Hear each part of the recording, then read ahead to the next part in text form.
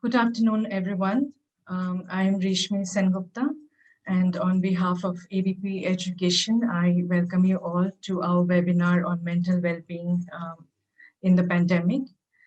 Today, we are going to discuss a range of issues that the students of class 11, 12, and the outgoing batch of 2021 are concerned with. You have been dealing with a lot of uncertainty around your exams, about your future. You haven't been able to go to school in a very long time, and not being able to meet your friends and teachers. And most of your time and energy is spent on online learning, online classes. And during this pandemic, some of you may have lost a loved one, and many of you may have been unwell yourselves. So in today's session, we are going to look at how we can deal with so many things happening to us at the same time, how we can manage the distress that we are experiencing, how we can handle emotions better and stay positive. And the person who will help us do this and guide us through this process is Dr. Jai Ranjan Ram.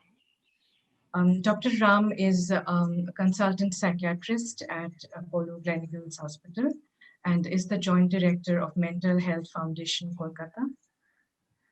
Dr. Ram, good afternoon. Good afternoon. And Thank you. a very warm welcome to you. We are very thankful for all the knowledge and the know-how that you've been sharing with us in this series. I'll request you now to take over and share your opening words. Yeah. Thank you, Reshmi. Thank you, ABP Education, for organizing this and giving me an opportunity to share my thoughts with all of you. Uh, First and foremost, as Reshmi said, that uh, all of us are going through difficult periods, but I think those who are 17, 18 or 16, 17, 18, those who are having their class 11 and 12 uh, board exams and 11 to 12 promotion, I think they have been affected the most. Although it's unfair to kind of categorize amongst all of us who have been affected the most, but uh, my conversations with young people has shown me that this is the age group, this is the class of students who have been perhaps the most affected by the terrible, terrible uncertainty. Mm. And therefore, I think I will, discuss some of the issues which has been cropping up with my in my conversations with them. The reason why I thought um, we will choose this topic specifically for 11 and 12 is a because this is a very crucial juncture of their lives where they take step towards independence, towards their chosen career, and it has been all been a roller coaster ride, really. And when I was thinking that why, what gives me any authority or any kind of knowledge to speak about this, because it's a true fact that I appeared for my board exams about, in 1983, my plus two board exams, and I haven't faced, none of us have faced any kind of disruption, such uncertainty. But I think my conversations with the young people have given me some insight into what kind of problems they are facing and what kind of solutions that can be found. So hence I thought it would be useful to share some of my thoughts. The key thing which has come up repeatedly and in many of the people who have sent questions is the one which everyone is aware of, that how do we deal with the anxiety, stress, depression, and uncertainty about what is going to happen to our lives. I think one of the best ways we can manage our any anxiety in our lives is to try and analyze how we are feeling, try and break it up into small bits so that we can manage small bits of anxiety rather than deal with everything. So, one of the ways which personally I have found it useful, and many of the young people I speak to, they have found useful, is that what they do is they write down what exactly they are feeling. So suppose they are feeling anxious about something, worried about something, tense about something, panicky about something, sad about some of the issues. They just make a list of the range of emotions they are having and the reasons for it. Now, the trick is, once you write down these 8 or 10 uh, problematic problems which are causing you concern, the skill is to try and see what are the bits of anxiety, what are the reasons for anxiety which you can modify and deal with it better. So suppose from this list of 10, you will find that there are 3 or 4 which you can manage on your own. There might be a couple of more which you can do manage better with the help of your friends, with the help of your teachers, with the help of your parents. And then there would be some 4 or 5 trigger points which actually none of us can manage. Like, when would the board exams be? Would the visa offices be opening up? When would we get our vaccines? And I think the main issue is, how do we leave the bits which are not in our control and accept it and roll with the anxiety, and which are the bits where we can change few things in our lifestyle, in the way we are thinking, seek help from others, and then tackle those. So I think the best way we can manage our anxiety, stress, and depression is try and break it down into small bits of worries so that we can fight each of them in a more productive, thoughtful manner. And also, I think one of the most important thing is, I have realized that, again, and it's applicable to all of us, not only children, young people, and adults, is that we must reach out for help. If we are feeling anxious and tense, we must let other people know.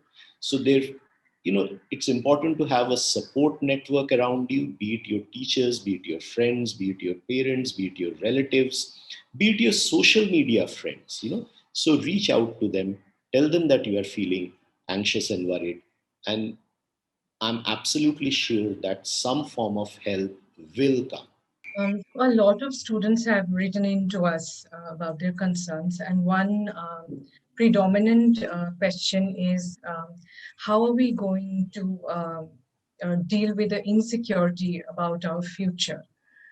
There's a very pressing question that somebody has written in and said, what if we don't achieve what we want to become? Yeah, I think the whole issue is uncertainty, isn't it, Rishmi? Mm, I think one of the key challenges of not only of young people but at all stages of our life is to manage uncertainty.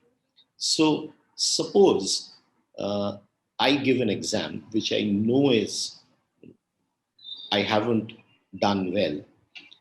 Once I know the result, I will feel sad, maybe because I have failed, and I will come to terms with it. But I think the period before the result comes out, when we don't know what is going to happen, we are in this gray zone. So I think all of us have the capability, have the knowledge, have the skills to manage disappointment, because all of us have been disappointed in life in the past. Uh, we all have might have not done well in the results. We might have faced problems with our friends. We might have faced problems with our parents, and we, although we feel sad, we overcome that. I think the key question is the uncertainty. How do you manage not knowing what is going to happen to you? So my request is that, we need to think that you are not the only person in this situation in the world, really. Everyone is going through this. Everyone who is of your age has this terrible anxiety about how they are going to be assessed, how their evaluation into colleges will take place, what will be the admission procedure. And trust me, the people who are in charge, they are also sympathetic about the whole situation. They also have children, they also have grandchildren. They themselves know what kind of anxiety each of you are going through. Your teachers know what kind of anxiety you are going through. And the whole system of evaluation, of assessment, hopefully will be a lot more fairer, kinder, and and people will take into account the kind of difficulties all of you have gone through. So I think it is important to accept that this is a very difficult phase. Everyone of your age group, they are in the same boat, and this phase, what you have gone through will make each of you a much more stronger person when you come out of it. Because once you have gone through this kind of uncertainty, this kind of anxiety, I'm absolutely sure the further challenges as you travel in your life, whatever life throws up, you will see that you are far more skilled in managing this anxiety. So I personally believe that although this is a difficult phase, but the lessons uh, and the experiences you have during this period will be useful for all of you later in life. There's another issue that's related to this, which is a kind of fear about the stigma of being labeled the COVID batch. So one person has written in that with the exams being cancelled, we have nothing to show for our academic credibility, and will we be known as the COVID batch? Like True. how does Yeah. one? I have reached an age that when I realize that academic credibility achievement is evaluated on a very long term basis. It's not through one or two exams. I know this may sound a bit hollow to all of you, but uh, see, even if you kind of scored brilliantly, let me tell you a kind of again an anecdote which I remember about Sachin Tendulkar. I read somewhere after scoring a century, uh, he was asked that how do you feel about the century. So he said, I feel great, but in the next innings again I have to start at zero. And I think that is a very powerful message. It reminds us that even if we score a century, tomorrow is another day. And even if we score a zero in this innings, tomorrow is again another day. So nothing really remains static. How many of us, if you ask your parents and if you ask me, I don't even remember how much I scored in my board exams. I vaguely remember the amount of percentage I got. It is an important landmark. If we do well, we feel great, but life does not end there. So, I don't think you will be judged harshly because you have nothing to show on your for your board exams, because that is applicable to all the students, and hundreds and thousands of students cannot be stigmatized because of no fault of theirs. So I think I wouldn't be too worried about being labeled COVID batch. Yeah, but that's a new term, I hadn't heard about it. Uh, this is particularly about the outgoing batch of 2020-21 who have missed the last year of their school, and they have not had a chance to say, a last farewell in school, True, true. which is causing a lot of people a lot of sadness. They're feeling low. And another is that a lot of people have prepared really well for the exams and they were looking forward to it, and not being able to be able to appear for the exams is also causing a lot of people sadness, frustration. So they want to know how to deal with this. Absolutely. Reshmi, this is something, I was particularly bad in studies. So I thought most of the young people, when their board exams were cancelled, they would be happy. But surprisingly, the majority of the young people who came to me, in fact, were very, very upset about the board exams being cancelled, because they felt they had prepared for so long, and just being this taken away left a huge hole in their lives, and I realized that I had been pretty naive about my assumptions. So this this whole absence of not being able to give the board exam, not kind of uh, having the farewell with your friends in school, because those are the memories, I think, which we create and carry through the rest of our lives. The farewell, the fun, the last day in school, the pictures, the snaps, they are so important, in our lives when we look back upon. Now, do I have an answer to which will make them feel okay about it? Unfortunately, not. This is a sad thing, terribly sad thing, and to be honest, I won't diminish it by uh, giving some trite answers uh, that will make their sadness go away. My only request is, life will give you other chances. You will regroup. Maybe at some stage when the things are much more normal, uh, do plan a special day so that my request to schools, maybe from ABP Education, from schools, when we do our program with educators, maybe we can place this idea that can the school have one day again and assemble all the students so that they can have a farewell, although a bit delayed, although a bit artificial, but can they consider that? Because I think going back to the school environment, saying goodbye to the the canteen staff, to the teachers, the non-teaching staff, kind of having a look at the toilet where you kind of did so much mischief and maybe wrote something on the walls which we were not supposed to do. Kind of, I think recreating those memories are important. Yeah, that's a very thoughtful suggestion. Yes. We have with us today a student of the outgoing batch, Dhriti Bhardwaj of the Heritage School. Dhriti would like to ask you a question.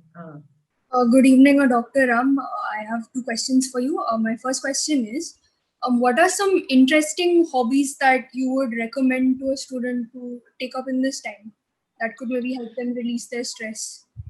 I think hobbies are very individual. Personally, I feel a lot of the young people, what they have told me is that they have pursued their interest, whatever interested them, say cooking, music, to a deeper level. So, suppose they follow one particular chef, his cooking, or if they like cooking, so they will research a lot more about that person, uh, and see from which country he belongs to, what kind of cuisines they cook, and then deepen the knowledge into the, suppose someone cooks Mexican food and is a very famous Mexican chef. So they will find out more about the Mexican regions, what kind of food is available in different regions. You can follow, an Indian chef, find out more about the Indian cuisine. So many young people, what they have done, and I have learned it from them, that, they follow their hobbies to a slightly deeper level, and then they branch out to more things which kind of all comes together. So maybe then you can learn more about the culture of that region. It can be applicable to so many things, music, cooking, dance, uh, drama. Many people, I have learned that, those who pursue wildlife, they would kind of follow few wildlife photographers. They will follow which countries they have traveled in and stuff like that, and find out more about the country. So I think that is a good way of expanding your horizons while we are locked down at home. Thank you. My second question is, if a student starts to get overwhelmed by a new or unfamiliar negative emotions like extreme stress, anxiety, or loneliness, what would you suggest is the ideal way for them to get the help that they need? I think, Triti, thank you for asking that. That's a very good question. First and foremost, uh, the way I think about it when someone comes to me. So suppose someone 17-year-old comes to me and narrates that I'm feeling isolated, lonely, overwhelmed, tense. I try and figure out that whether this is something uh, temporary or whether this is something which is happening for a long period of time. So the first distinction to make is that is it a problem which can be solved through, where the young person who has come, he can solve it herself or himself, or does he require help? By help, I mean professional help. Now, if I feel that this is something which has been happening for 7 days, 10 days, maybe a month, and it is not affecting that person to a great degree, then what I would suggest is what I suggested earlier when I began the program is try and reach out to your friends, try and talk to your family members, see what is worrying you, and can you solve those trigger points within the family, within your home, with the help of your friends and teachers, and overcome the feeling. So many young people, many of us, they can do it themselves with a tiny bit of conversation about how to solve it. So I think that is one of the important ways. Then the other bits I think which we must kind of try and do is get some physical exercise. I think it is very important, and I cannot overstress the link between physical exercise and feeling okay. So we must get a bit of physical exercise when we are feeling a bit low, isolated, lonely. Apart from reaching out for help, the other thing which is often very helpful is, can that person reach out to other people and offer some kind of comfort and help and joins? So can you look after the plants in your uh, home? Can you feed the strays? Can you reach out and to your aunt whom you have not contacted for a while and say that, hi aunt, how are you, mausi kaisi ho? And so that you also are looking after someone who may be in help. If you know a friend who is going through a difficult time, can you reach out to that person? If you know that that person's parent is sick, that person is father is in the ICU, can you reach out? Because often, if we feel useful, if we connect with other human beings, our self-worth improves. So I think with these activities, I think we can make ourselves feel better. Also, it is important to have a variety of activities and not be glued to the smartphone constantly. Because often too much social media use can be negative because it kind of generates a degree of insecurity. Often what happens with many young people, they feel that everyone in the planet is having fun, whereas I'm not.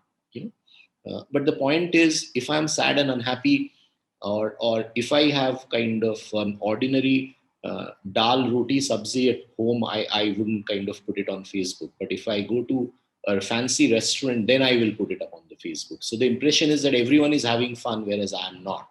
So I think excessive social media use also has some disadvantages. So related to this, what we just discussed is one question that's come up is because we are not being able to meet our friends, we are spending a lot of time on social media, and we are trying to get out of it, but not being able to. It's the same with video games also, getting addicted, trying to stop it, but not being able to. So how do we find the strength to stay away from gadgets, social media? Yeah, it's one requires a lot of strength to be. It's not an easy task. I think first and foremost, all of us need to be aware what kind of problems are caused by excessive screen use.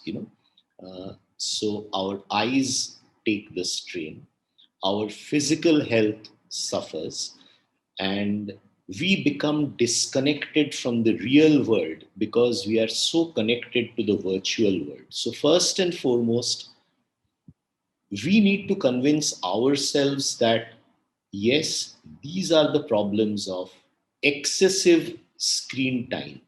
Now, one thing is for certain that we won't be able to actually cut out the screen from our lives, unless we try it for short periods, maybe 2 or 3 days, 7 days we can. So, reality is that we have to use smartphones, computers, tablets, everything, but it has to be proportional. So, again, the way I approach it is, again, as I'm growing older, I'm heavily getting into lists, making lists. I know it's slightly a boring task, but again, I kind of make a list of what are the uses for my smartphone. So, do I listen to music? Do I read books? Do I chat with friends? Do I watch sports? Do I watch movies? Uh, do I do WhatsApp video calls with my relatives and friends? So now, if we have a list of things which we do on the smartphone, it will it will be clearly obvious that a smartphone is used for many purposes. So just removing the smartphone is not going to be easy, because if we have to replace the smartphone, we have to do so many other activities to replace it. So the best way to approach it is take off certain functions of the smartphone. So suppose if I'm listening to music, you know, can I also listen to the radio along with my sister and listen to the music together?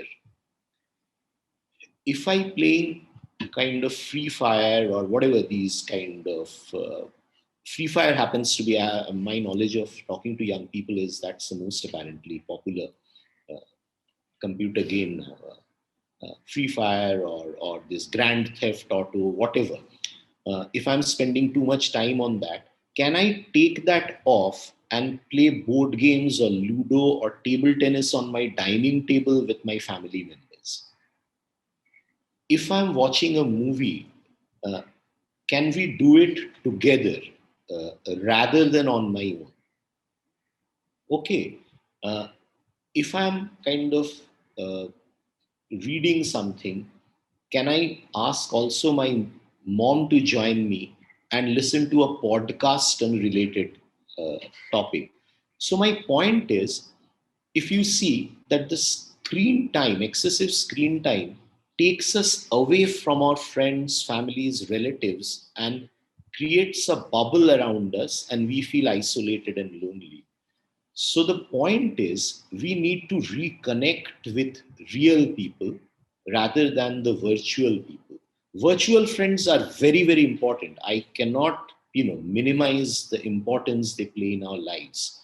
But can we shift some of the time from my screen time to real world? Number one.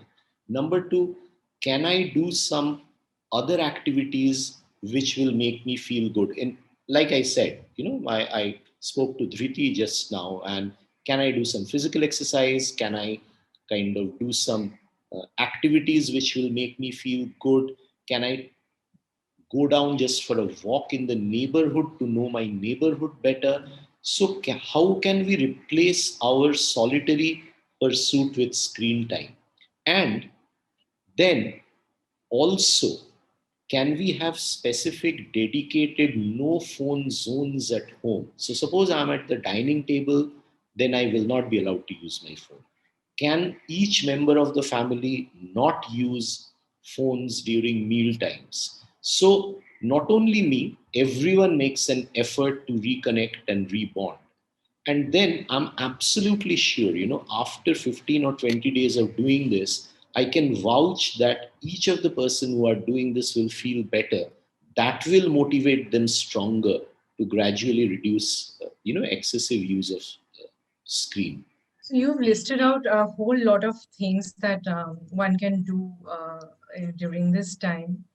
But some people are finding it difficult to motivate themselves to do all of these True. things. Yeah. So I think, as I said, it's very difficult. So can we employ a buddy to kind of remind me? Uh, can we ask either my sister, my brother, or my aunt, or my mom, or my dad to kind of remind me? Can we keep tabs on the phone? There are many apps on the phone which will tell you how much you are using. And see, uh, if we suddenly give up the phone, we will have severe withdrawal reaction. So my request is, if I'm using the phone for say 8 hours in the day, can we reduce it for 7 hours? Can we reduce it to 6 hours? And just saying that don't use the phone is not good enough. What are we replacing it with? I think that is also important. So the replacement of my screen time has to be equally attractive. You know, can I learn cooking? Can I learn a new skill? Can I reach out kind of and to my parents and help them in some form of household work? Can I help my younger brother to kind of study a subject which I know well? So how am I replacing it? Some people are also, I think most of them are actually going through a lot of fatigue, exhaustion from having to spend so much time online because of studies. So one person has written in, how do we gather the energy to get up and complete our assignments? Uh, Focusing on specific things that require our attention when we are so exhausted, but we need to do it anyways. I think this fatigue with completing assignments, completing tasks, because it has uh, all needs to be done on the screen, is difficult for everyone. So again, you know we need to remember that we are replacing school, which is far more a fun zone, a far more a place of interest, a far more social place. We are trying to replace that through screen. So obviously it is going to be difficult. So I think what the best ways to deal with it is to again do it at manageable levels, kind of take breaks when you are feeling tired, do a bit of physical exercise, do a bit of other activities, chat with your parents, play with your dog, go out a bit maybe, or if you have a terrace, go out there, then again come back. Now many of these children, particularly of 11, 12, they are having back to back classes, back to back tuitions beginning at 5:30 a.m. in the morning. So I know that this is often becomes very difficult, although whatever I'm saying, it may not be practical for them to follow. So again, can they switch off the screen and just listen to what is being said? Because then it creates a lesser strain. And can they, if they have missed out on something, is there a recording which is available, which they can listen to later at their leisure? Can they form a circle of friends who may not be doing each and every tuition, and can they share notes with each other if they are not feeling a bit down and out? Can you have a buddy system where each of you motivate each other so that you don't miss out? So I think there has to be a variety of strategies, of which taking a break, uh, doing what you like to refresh your brain is very important, and physical exercise is also important, because often our computer shuts down, and our brain with tiredness, also fatigue shuts down. So it is important to refresh the entire hardware of the computer so that we are in a receptive mood. Finally, if you are feeling too overwhelmed, too tired, and you feel that you can't carry on, mention it. Tell your friends, tell your teachers, tell your parents that, ma, this is becoming too much for me and I need a break. Maybe a day's break, maybe a couple of days break. No one is going to feel offended because you have said so. I hope no one does, because all of us need to acknowledge and need to accept that studying constantly through the screen is a very, very, very difficult task. It is not easy.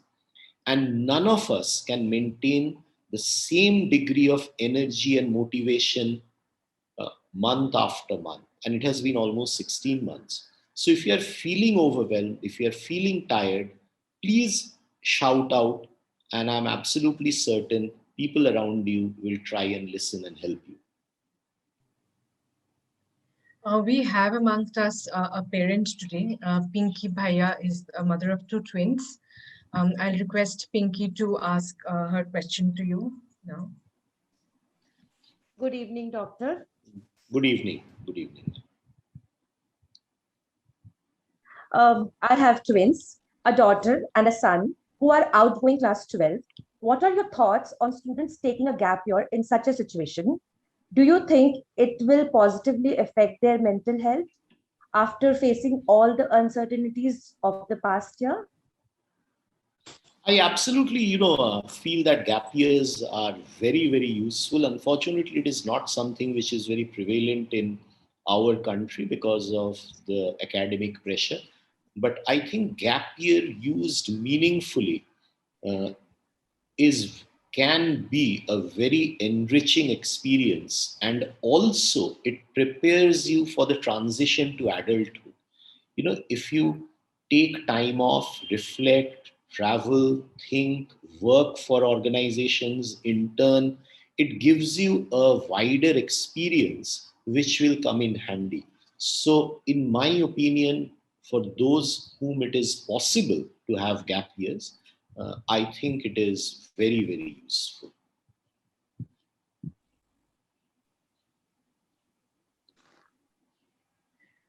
Thank you, doctor. A parent has asked about how to reduce conflict between parents and children now that everybody is stuck at home all the time.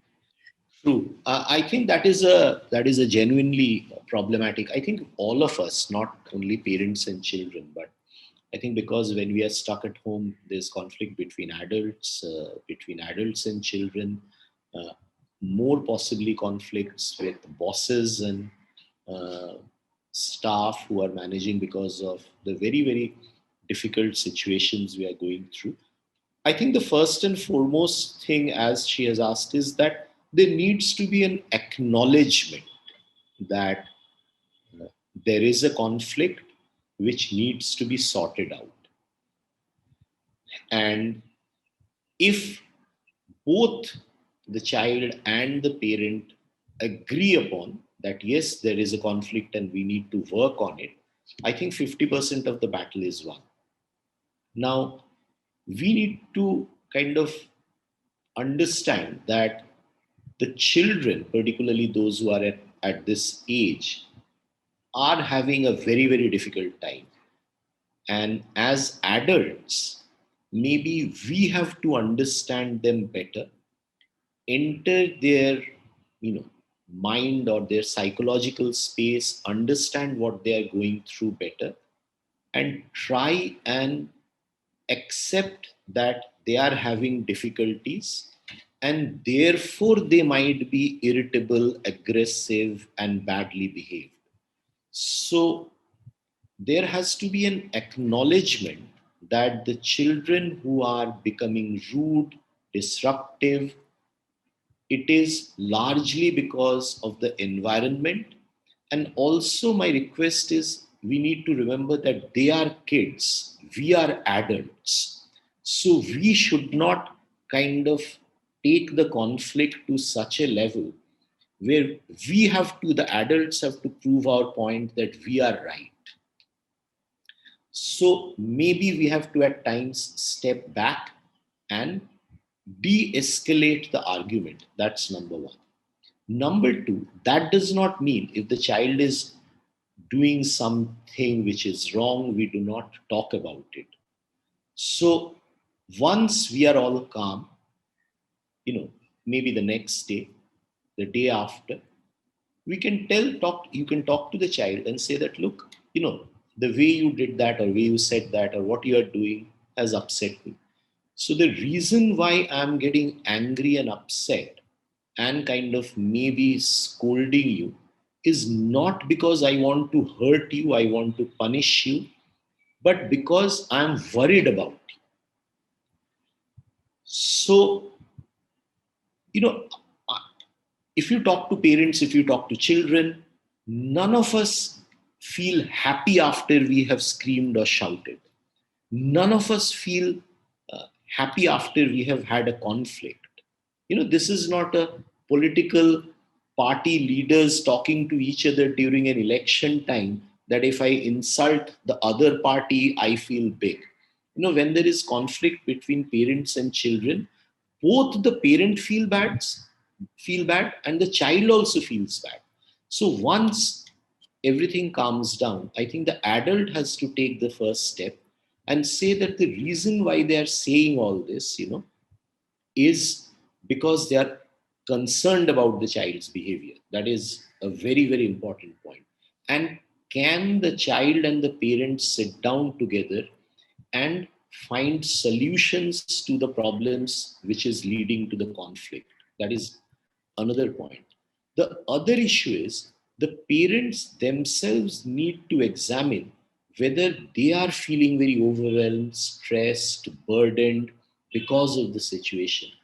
Do they need to talk to someone? Do they need professional help? Because they may have been managing everything quite well, but because of the lockdown, because of maybe the financial stress, because the maids are not coming at home, because they have to worry about their elderly parents, they also have to worry about the child's studies. Are they feeling too much burdened for which they need to speak to someone? So, therefore, I think acknowledgement with the child, uh, trying to talk to the child in a calmer way, expressing that they may be getting angry not to hurt the child, but because of the concern, and also examining their own mental state and seeing whether they are feeling okay or not. So young people are also looking at this issue from their perspective. Like some people have written in, how do I stay calm when I get angry when my parents ask me to stop, being on my phone? So a young person wanted to know how to Yeah, stay yeah, calm and not get angry. absolutely. I think that's an excellent question. Knowing the fact that he has asked this question means that there is some degree of dissonance in his mind. He wants to stay calm. I think that is the best part. So I always feel identifying the problem is 50% of the problem solved. So now I would request my young friend to sit down and list out the 4 or 5 situations, which is known as trigger points, which is causing them anger. He has listed it out very specifically here, saying that my excessive use of phone is making Ma angry. And when Ma talks about that, I get angry. So my young friend has to realize that his mother is asking him not to use the phone excessively because she's concerned about his physical health, his eyesight, and his overall well being. She's not just saying this to torture my young friend. Okay. So, therefore, he has to accept this and think of solutions. I think children also need to accept the fact that maybe adults do get it wrong at times, maybe they do nag at times. But see, overall, parents don't scold their children just for the sake of hurting them. They do it maybe in inappropriate ways, maybe in very harsh words, but they come from a place of concern, from a place of care, from a place of affection and love. And I think young people also need to realize that the people who are screaming and shouting are not their enemies. They are actually important people who want their welfare. And also, so much of anxiety, uncertainty is causing some people to, be so overwhelmed that they might be crying at the drop of a hat. Somebody has written in, is it okay to, cry, to have a breakdown? Is it Crying, normal? yeah, see, crying can have many, many reasons. And, you might watch a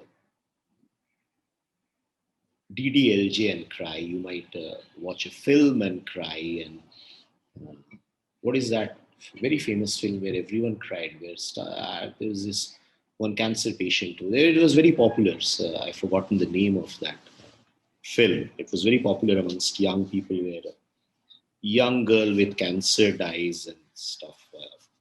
So The crying Fault is, in Our Stars. yeah, Fault in Our Stars. Yeah. I think Sushant Singh Rajput or someone also was supposed to play that. So that has been kind of on my mind. Yeah. So it would be very cruel if you would be a very harsh person if you did not kind of shed a couple of tears if you saw that and didn't cry. So crying is a perfectly normal, healthy emotion, as is anger.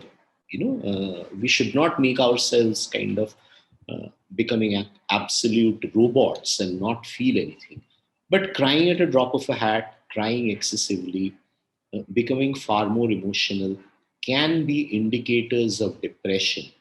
So, how do you know that whether the phase I'm going through, is it something pathological, or is it something just run of the mill stuff which I can manage? So I would like to go on to a broader question here, Reshmi, where how do you identify yourself that you need professional help? So let us take this example of crying. So am I crying too excessively? Have I become irritable?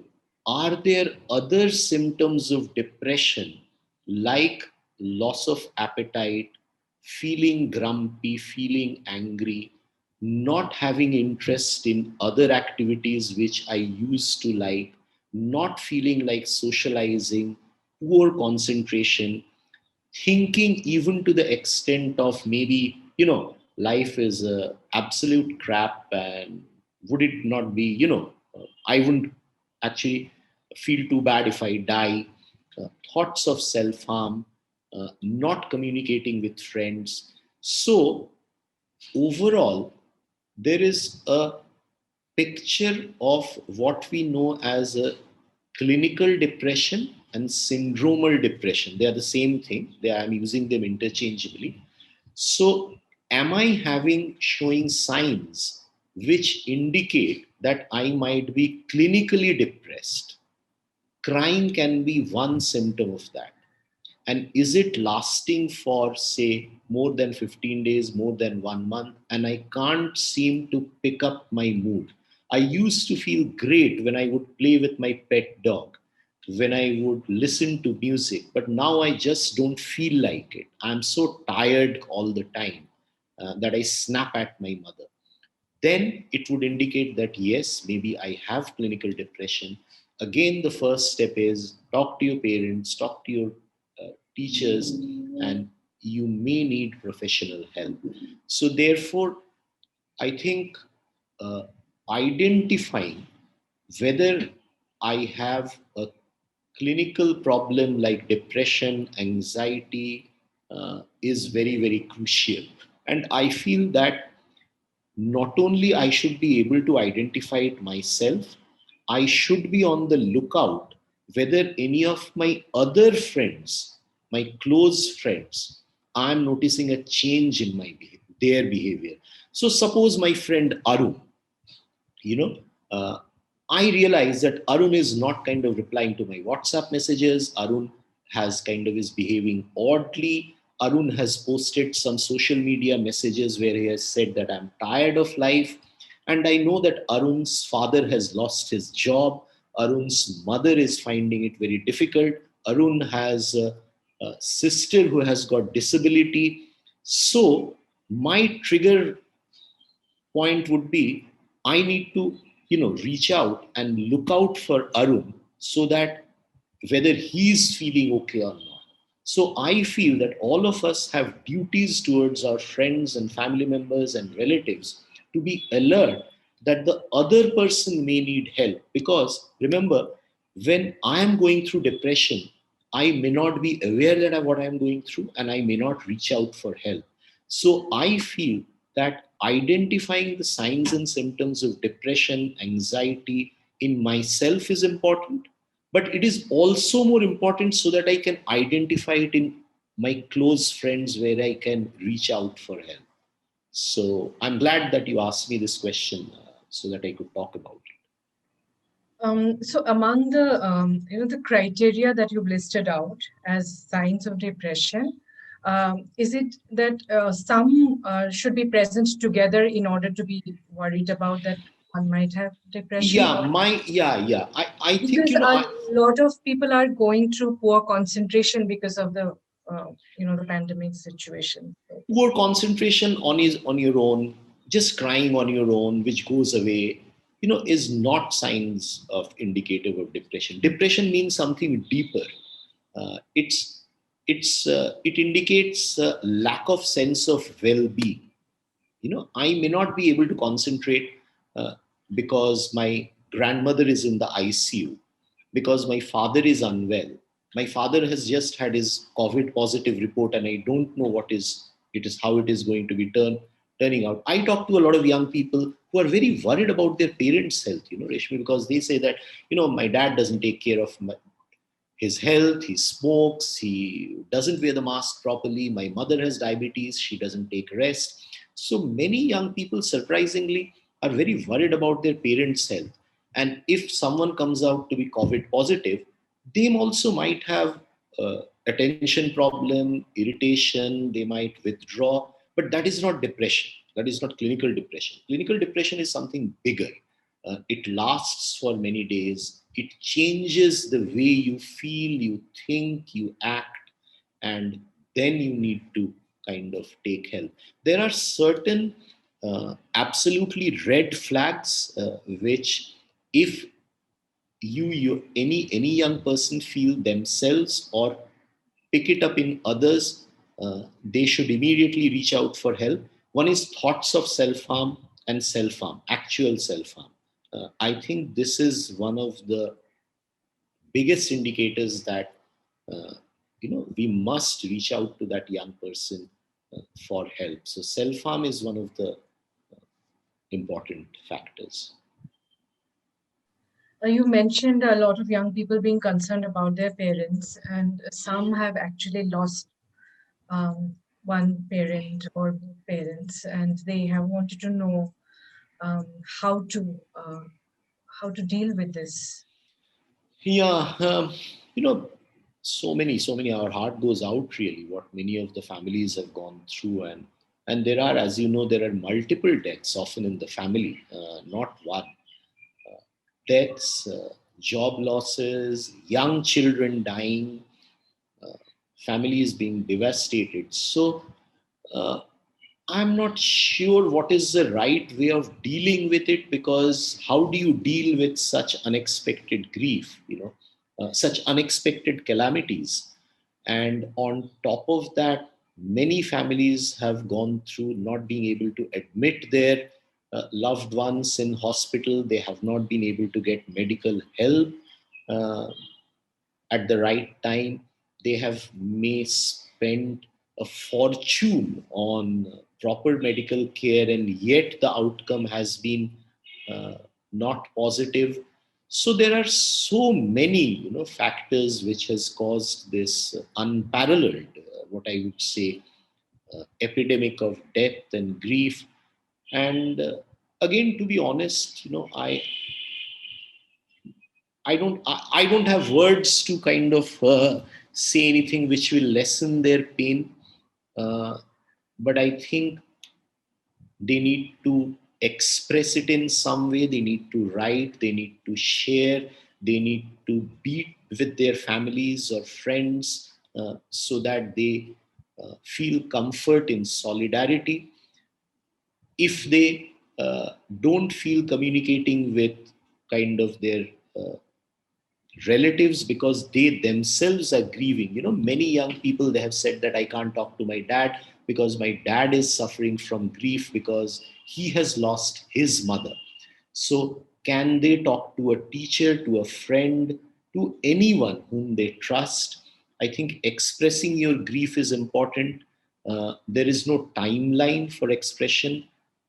You can write down your thoughts. You can read kind of, there's a lot of material on grief which is published during these times, and I feel that if uh, the portal ABP Education does kind of put up something which will help young people to negotiate and navigate the grief, Reshmi. I don't think people overcome their grief completely, neither we should try and attempt to. uh, Grief is basically love which doesn't know, cannot be expressed, and it will always remain with us. I will continue to love the person, but I just wouldn't be able to express it to the person who is not in front of me. So I think, it will, over time, we manage our grief better. Uh, it makes us kind of, again, cherish the relationships we have today, because it has reminded us that life is so fragile. So if I'm missing out on someone, I will just tell a personal story. Uh, uh, that during this pandemic over last kind of 18 months, I have routinely contacted some of our very old family friends, because I have realized that life is so fragile, and uh, earlier I may not have been contacting them. Maybe on Vijaya Dashami, Diwali, New Year, I would greet them. But now I try to kind of reach out to them every once in 15 days, at least once a month, so that, it makes me feel good, because all of us have realized that life, after all, is so fragile. So we need to cherish the relationships we have. We need to kind of nurture them. And hopefully one day we will, grief is something which we will come to terms with. It is amazing that so many young people have written in the Q&A box. Some people are preparing for their medical entrance tests, and one person had written in, "What advice do you have for young children choosing the medical profession in the new normal?" Entering the medical profession, right?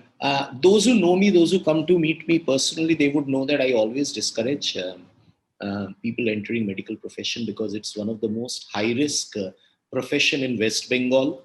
You get beaten up, you get abused, but jokes apart, I think, medicine is a very long journey. It's I think maintaining your curiosity forever is something which you uh, need to do in medicine, because medicine is an evolving science. So if you are prepared to be a student for the rest of your life, if you accept the fact that whatever you know today will be inadequate 15 days from today, if you, as Steve Jobs, he said that stay hungry, stay foolish. By foolish, Steve Jobs actually didn't mean act like a fool, but by foolish he meant that be curious, don't be impressed with your own knowledge, be a learner for the rest of your life. Then definitely medicine is one of the most rewarding professions, despite what is happening in many parts of India. It is also, it's a recession-proof industry. There is still a large amount of respect for physicians, and I think it is a blessing that you get to help so many people through difficult times. So, but again, you have to be prepared to be a learner for the rest of your life, and maybe your spouse, your children may not like it if you remain a learner for the rest of your life and just read. So that's the balance you have to, that's a trade off. So we have come to the end of our session. It's been an hour, which has just passed by. I would request you to share your parting words with us. I think my final thoughts are that all of you, those who are 16, 17, 18, have gone through a terrible, difficult time. Many of you have faced incredibly difficult situations at home, at school. Uh, but remember that I believe that nothing in life goes wasted. Uh, this period the strength which you have shown, the resilience which you have gathered will stand in good use in later in your life, because this experience of going through this very, very difficult times, uh, you will be able to use it later when you face adversities. And remember, life is a mix of adversities, strengths, joys, happiness. So you need to hold on to what you have learned during last 18 months and use them to your advantage later as you progress in life. Dr. Ram, thank you very much for sharing and agreeing to do the Thank session you. with us. Thank you.